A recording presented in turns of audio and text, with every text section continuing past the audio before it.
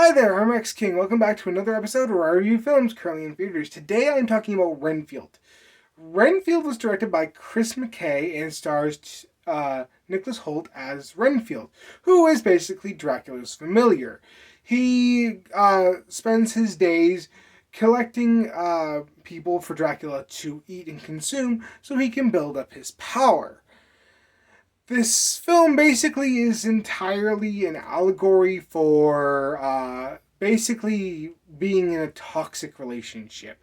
As the film follows Renfield being under Dracula's thumb and him trying to really want to break free and be his own person, but it feels like he can't escape Dracula's control and that Dracula has complete power over him.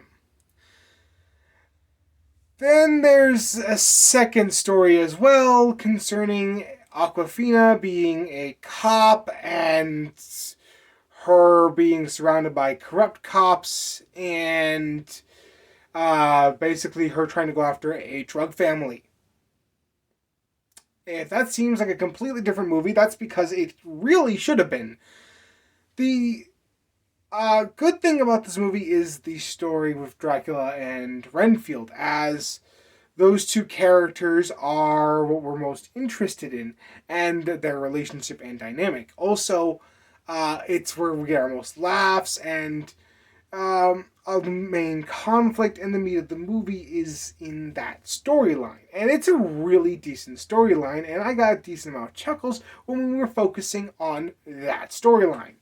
Whenever we got to Aquafina's storyline, I was bored and felt like the story was underdeveloped. I didn't understand why it was there, and it really felt like it had nothing to do with the Renfield story.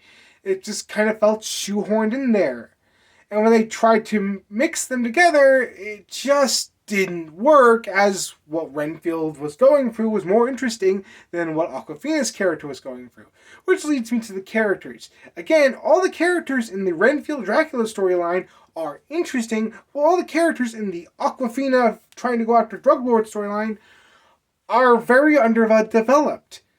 And therefore just feel like one note characters and just felt like should have been deleted from the film entirely so we could have focused more on Renfield and Dracula's relationship. Then we get the performances, and I want to make sure that people understand, I think Awkwafina did a good job in this film. She does an amazing job of what she's given. Too bad she's not given anything really that interesting to work with. It's just her storyline is completely underdeveloped. Nicholas Hoult blows my mind in this film as Renfield, as he has managed to master some great comedic timing, and he plays the shy, respectful Renfield really well, and I really enjoyed his interpretation of the character. But let's face it, you all want to hear it. How was Nick Cage as Dracula?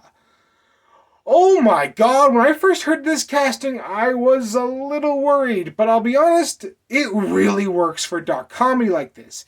As Dracula in this movie is alright for Nick Cage to completely ham up the screen, be what Nick Cage has been for the past 4 or 5 years, and just be a brilliant version of Dracula as he plays him up. He makes him such a wonderful presence.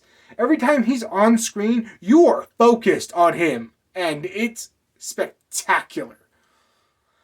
Then we have the visuals, and I'm mixed here, as I love the gore fest that we get. This film is absolutely magnificently gory. But there are some instances where the camera just kind of moves at random intervals. I'm not saying that it's shaky cam. It's definitely not. But for some reason, I feel like some of the editing is like, oh, we're getting shot, shoot, and then it will go back to being stationary. It's weird. It feels like the camera's doing a chaotic nature. But it's really interesting when it happens, because it also happens when characters are just randomly speaking. The camera will just randomly shift. I'm not really sure what they were going for as far as the camera movement. That being said, I do love the gore in this film, as I said earlier, and the wonderful makeup effects are spectacular.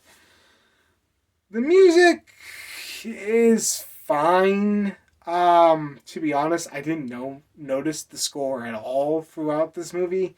Uh, and it didn't really add or elevate anything to the film, but it's not terrible. It's just not really used all that well. That being said, Renfield is a relatively good time for the most part. I really enjoy Renfield and Dracula when they're on screen, and had a good time with their banter, with the allegory of this being a allegory of toxic relationships. Um, and I really enjoyed the character of Renfield and the character of Dracula, and I loved the performances, and the gore in this film is wonderful. So I'm going to give Renfield a 6 out of 10. At the end of the day, I do recommend people go see this film. Just be warned that there's a sub story that's just not necessary and doesn't add anything to the movie, but you do have to sit through it to get to the really good parts of the film. Anyway, that's all I thought about Renfield. What do you think about it? Let me know in the comments below. If you like this video, like, comment, and subscribe, and I will see you next time.